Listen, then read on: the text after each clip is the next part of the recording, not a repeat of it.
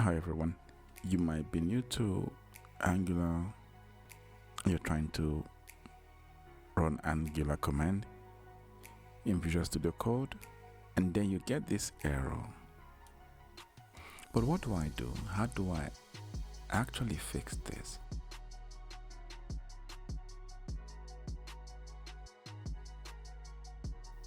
According to Angular documentation,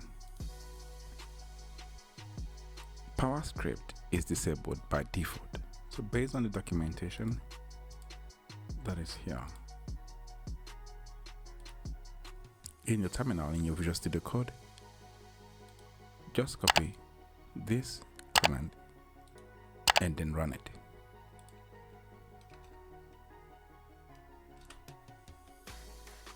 Okay, let's see if I can execute my initial command. Voila, now I can. Thank you for watching. Please consider subscribing to the channel. If you're new to our channel, leave us a comment, hit the like button and smash the bell icon. See you on the next one.